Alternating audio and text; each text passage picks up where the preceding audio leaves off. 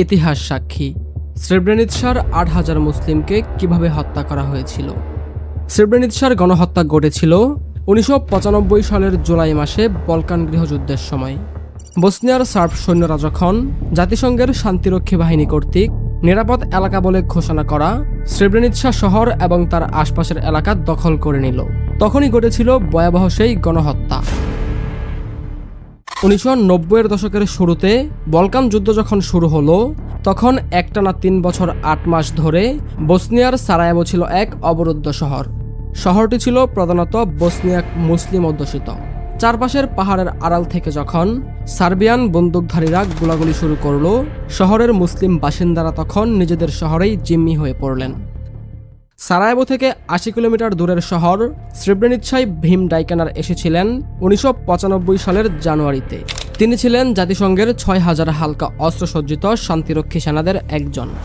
ওই স্রেব্রেনিৎসা এলাকার হাজার হাজার বেসামরিক লোকের সাথে মুসলিম যোদ্ধারাও ছিল। আর ওই এলাকাটি ঘিরে ছিল বসনিয়ান সার্ব বাহিনী, যাদের নেতৃত্বে ছিলেন জেনারেল রাটকো ব্লাদিচ। শান্তিরক্ষীদের কোনোভাবেই পেরে ওঠা সম্ভব ছিল না। জুলাই মাসের প্রথম দিকে ডাচ সৈন্যদেরকে তাদের নিয়ন্ত্রিত একটি ফাঁড়ি থেকে পিছিয়ে আসতে হলো, কিন্তু এর ফলে মুসলিম যোদ্ধারা শান্তিরক্ষীদের উপর ক্ষিপ্ত হয়ে উঠল। তাদের একজন শান্তিরক্ষীদের উপর গ্রেনেড ছুড়ল, তাতে একজন ডাচ নিহত হলো। এর কিছু পরই ৩০ জন ডাচ শান্তিরক্ষী সার্বদের কাছে আত্মসমর্পণ করল এবং তাদের জিম্মি করা হলো। জুলাই মাসের ১১ তারিখে ডাচ শান্তিরক্ষীরা সার্ব অবস্থানগুলোর উপর ব্যাপক বিমান আক্রমণ চালানোর জন্য ন্যাটোকে অনুরোধ জানালো। বিকেলবেলা ২টি বিমান এলো, কিন্তু তারা মাত্র ২টি বোমা ফেলল। তখন সার্বরা তাদের হাতে থাকা ডাচ জিম্মিদের হত্যা করার হুমকি দিল এবং এরপর আর বিমান আক্রমণ চালানো হলো না। এর কয়েক ঘন্টা পরই সার্ব বাহিনীর হাতে স্রেব্রেনিৎসার পতনের খবর বিশ্ববাসী জানতে পেল। তারপর শুরু হলো গণহত্যা। বসনিয়ান সার্বরা মুসলিম পুরুষ ও বালকদের ধরে নিয়ে যেতে শুরু করলো। মোট ১৮,০০০ লোককে হত্যা করা হয়েছিল। দ্বিতীয় বিশ্বযুদ্ধের পর ইউরোপে এত বড় গণহত্যা আর হয়নি। তবে বসনিয়ার যুদ্ধে ছিল আরও একটি পক্ষ। এই ত্রিমুখী লড়াইয়ে সার্বিয়ান এবং মুসলিমরা ছাড়াও জড়িয়ে পড়েছিল ক্রোয়েশিয়ানরাও।